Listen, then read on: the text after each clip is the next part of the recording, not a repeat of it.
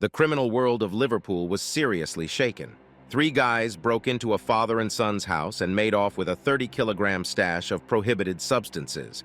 The robbery sent shockwaves through the city's underworld. The gang that owned the stolen batch was once considered untouchable. A secret informant reported that the guys who lost goods worth £1 million were at the top of the city's criminal hierarchy. No one could believe that someone would dare to steal from them. Police managed to crack the case by gaining access to their phones, and in May 2022, some of them found themselves behind bars. However, Liverpool's gangs were still furious and tried to get to anyone they believed was involved in the heist. Rumors circulated that 35-year-old Joseph Nee had been gathering information for them. Joseph Nee had only recently been released from prison, where he served time for drug distribution and robbery. He was granted early release and was required to comply with parole conditions. Nee was part of a gang that trafficked Class A controlled substances into Liverpool, the most dangerous of them all. Joseph wasn't considered the most popular guy even within his criminal circle, and some had even targeted him before because even his own associates viewed him as an informant and a snitch. On August 22, 2022, Joseph and his friends gathered at a mutual acquaintance's house to watch a football match between Liverpool and United. The game ended at 21:52, and shortly after, Joseph left the house with one of his friends, Paul Abraham. Later, Paul would recount that they were simply walking down the street when, at 21:59, they heard three loud pops. Of course, they had heard such sounds before and instantly recognized them as gunshots. The men started running. The shooter circled around and began firing at the men from behind at close range. The attacker was very close to his target and, of course, knew how to handle a firearm. As a result, the bullet struck Joseph in the upper abdomen, and he fell immediately. Paul Abraham leaped over his fallen, wounded friend and sprinted towards the park gates. It might not have been the noblest behavior towards a friend, but perhaps he knew that it wasn't worth risking his life for Joseph.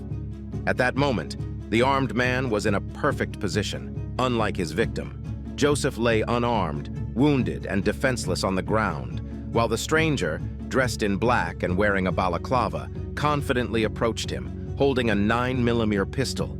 Joseph begged for mercy, but the stranger paid no attention to his pleas and coldly squeezed the trigger. The shot could only have been lethal, but obviously the universe was on Joseph's side at that moment.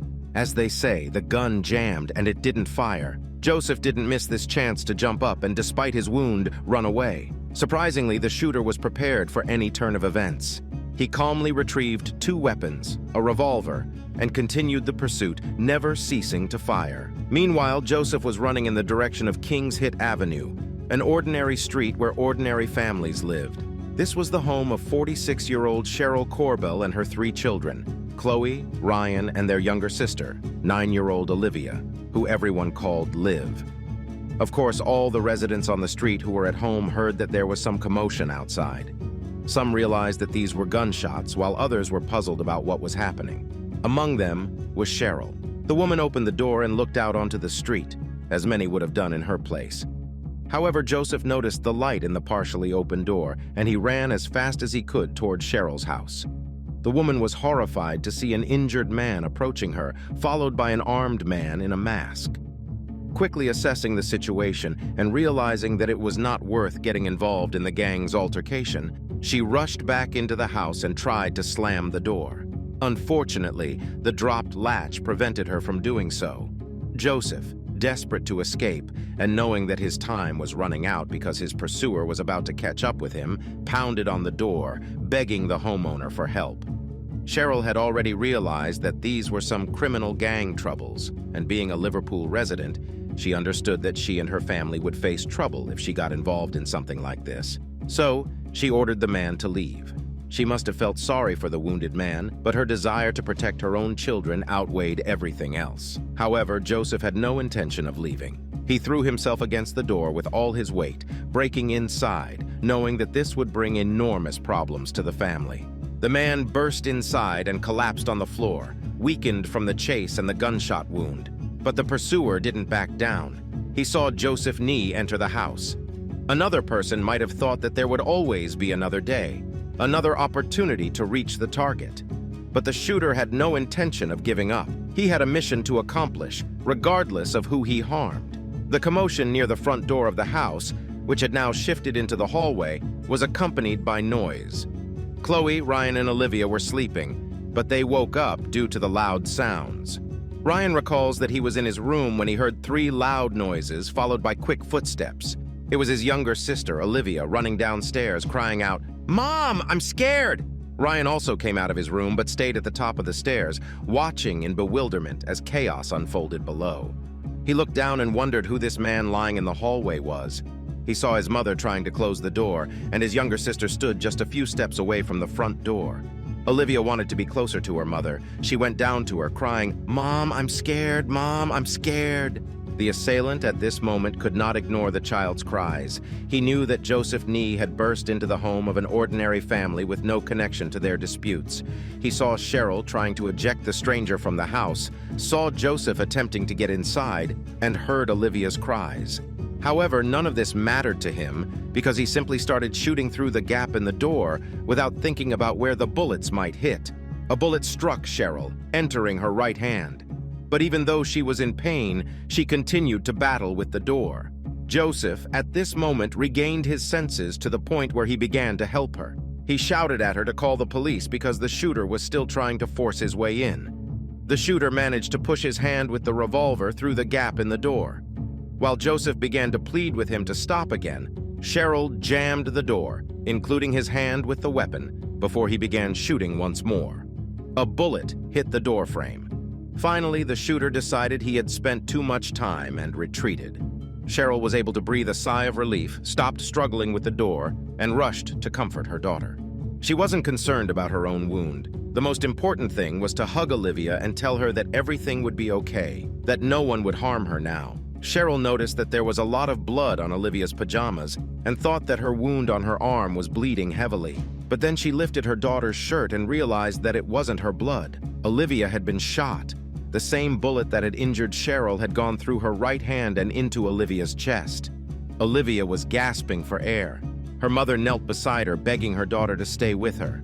Ryan, who still hadn't realized that his sister was wounded, began shouting at Joseph to get out. But the uninvited guest had no intention of staying. Joseph managed to make a call and was picked up by his 2 friends in an SUV. They rushed him to the hospital, not giving a second thought to the condition they left the family members in, whose lives had just been forever changed. They simply abandoned them amidst all the chaos. While Cheryl called for help, she held Olivia in her arms and instructed her son to continuously apply pressure to the wound on Olivia's chest. Only then did the boy realize that his sister was injured. Olivia's lips had turned blue, and the bleeding had stopped. Ryan assisted his mother in carrying Olivia upstairs. They tried to stop the bleeding with towels. A neighbor arrived, attempting to offer some assistance. Cheryl desperately tried to keep Olivia conscious. Later, she would tell the police that at some point, Olivia's body went limp, and her eyes rolled upwards. It was at that moment that Cheryl realized Olivia had passed away. The police arrived at 10:10 p.m. An officer felt Olivia's faint heartbeat, and they carried her out of the house, rushing her to the nearest children's hospital in an ambulance. They held on to hope, but the doctors were unable to do anything. Olivia was pronounced dead at 11:24 p.m. Cheryl wasn't by her side when she passed, as she was receiving medical attention herself. Just a few hours earlier, it had been a normal, happy family, and now a mother and son were left as witnesses to the death of their 9-year-old daughter and sister.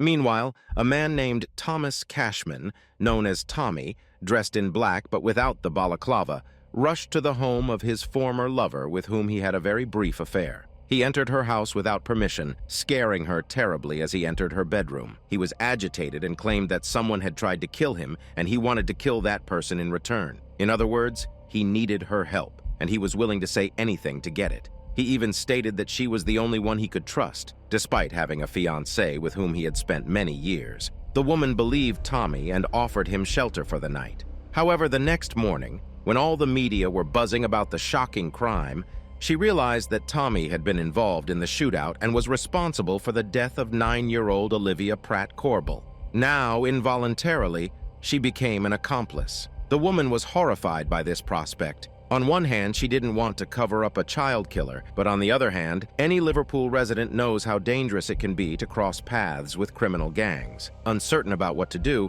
She called her boyfriend, Paul Russell. Paul arrived and had a private conversation with Tommy. Tommy immediately confessed to Paul that he had been hunting Joseph, but was abruptly cut off by Joseph, who asked him not to say anything about it to avoid implicating him in the crime. It was a very reasonable move on Joseph's part. What remains unclear is why he later made a significant mistake, giving Tommy different clothes, helping him get rid of the items he was wearing, and taking him to where his car was parked. Perhaps Paul understood that Tommy could pose a threat to him or his girlfriend and chose to assist him, but this act of help to a killer will likely have serious consequences for Paul as well. During this period, the investigation into the murder was in progress. Joseph Nee, who had suffered injuries, much like Cheryl and Olivia, declined to cooperate with the police. His primary concern was self-preservation, as the looming threat of returning to prison for violating his parole weighed heavily on him. Despite being involved in the criminal underworld, Joseph should have been able to surmise the identity of his assailant and whose orders the killer was following. Nevertheless, he informed the officers that anyone could have taken a shot at him that night. It's noteworthy that Joseph was not the only one apprehensive about engaging with law enforcement. Olivia had become the third Liverpool resident to succumb to gunshot wounds within a week, not to mention the numerous incidents where victims were shot but survived. In a city aptly nicknamed the British Amsterdam, crossing paths with criminal gangs was indeed perilous. A reward for information on Olivia's assailant had been announced, which quickly swelled to a record-high amount of £200,000, thanks to an anonymous contributor who added £100,000 to the fund. However, despite this substantial incentive, no one came forward with information. Nonetheless, the police succeeded in identifying a suspect, 34-year-old Thomas Cashman. He was a father of two, aged 4 and 14, engaged to a girl he had been dating since their school days. The family resided in a spacious suburban house in West Derby. Tommy had previously worked at a car wash, but his current lifestyle was vastly different. Officially unemployed, he rented a house that, in reality, belonged to the gang's leader. It was evident that his involvement in criminal activities afforded him a lavish life. Fortunately, Liverpool boasted extensive CCTV coverage, making it challenging to perpetrate an attack without being captured on camera. Investigation revealed that at 8:30 p.m., Tommy returned home, swiftly changed into black attire, and left his residence. He didn't make much effort to conceal himself while hunting his target. Surveillance footage documented him passing the house on Finch Lane several times before traversing past it once more. Tommy was convinced that his target was inside that house, having closely monitored his movements. He had even attempted to attack him earlier that day, though that endeavor had failed. When Joseph finally left the house, Tommy was resolute in his intent to eliminate him. However, fate took a different course, and an innocent bystander fell victim to a stray bullet. Such are the consequences when the worlds of ordinary individuals and criminals collide. Tommy's trousers, which he had provided to Paul Russell, were discovered at his sister's residence bearing his DNA. Gunpowder residue was also found on his right leg. Video evidence, DNA profiling, and gunpowder residue collectively linked him to the attack on Joseph. Yet the investigation had another valuable asset: a courageous witness who risked his life to oppose Liverpool's criminal underworld. In the early hours of September 4th, 2022, Tommy was apprehended while hiding at a friend's apartment. In October 2022, Tommy was formally charged with Olivia's murder, the attempted murder of Joseph and Cheryl, as well as possession of a firearm. Paul Russell faced charges of aiding and abetting, despite his earnest efforts to distance himself from the case. The trial of Tommy took place in Manchester in March 2023. Tommy denied all allegations. He claimed he hadn't killed anyone and that he appeared on the video because he was a local drug dealer, making deliveries that day and buying toys for his sick child. He added that he had no intention of killing anyone that day and that he had been friends with Joseph Nee for the past 10 years. However, his words were completely contradicted by a key prosecution witness. The remarkable effect came when Tommy's former girlfriend, who had sheltered him immediately after the crime, appeared in court. It was an incredibly brave move on her part, considering she lived in a city where many of Tommy's friends and gang members resided. Naturally, she would be protected under a witness protection program. As the police stated, she received more threats of violence than any other witness in Merseyside police history. She had to completely abandon her previous life, yet she chose to do the right thing. The witness explained her decision by saying that one should not be afraid to come forward when it involves the murder of a 9-year-old Olivia. The witness described how the accused came to her after the murder, trying to secure her support to create a false alibi. It's unclear why he couldn't ask his own fiancée for this favor. Tommy's defense team attempted to twist her words, suggesting that she wanted to frame her former lover because he refused to leave his fiancée for her. It was an absurd attempt to discredit the witness, and despite their efforts, she remained highly convincing. Following the witness's example, other people also found the courage to approach the police. They revealed that within criminal circles, Tommy was known as a contract killer or a hitman. He had been hired for various murders and was suspected in other homicide cases and assassination attempts, including another attempt on Joseph Nee's life with the same weapon used to kill Olivia on that fateful day. In fact, the same weapon had been used on January 27, 2020, when a 19-year-old was shot. It was evident that Tommy had hired a criminal cartel to assassinate Joseph Nee. On March 30th, after 3.5 weeks of court proceedings, the jury unanimously found Thomas Cashman guilty on all counts. The sentencing was scheduled for April 3rd. On the same day, Olivia's family intended to address the court, speaking to the murderer and recounting how the crime he committed had affected their entire family. However, Tommy refused to even appear in court on that day. He was sentenced to life imprisonment with the possibility of parole at a minimum of 42 years, making him 76 years old upon potential release. The judge commented on her decision, explaining that she would have preferred to sentence him to life without parole. However, she had to acknowledge the fact that Tommy didn't intend to kill Olivia. If he had intended to kill a child, he would have received a life sentence without the possibility of parole. It was evident to everyone in court that his target was another criminal. The judge took into consideration that he was also a father and wouldn't be able to see his children as often as he would have liked, but that was solely his own fault. She emphasized that the man's refusal to appear in court was not taken into account.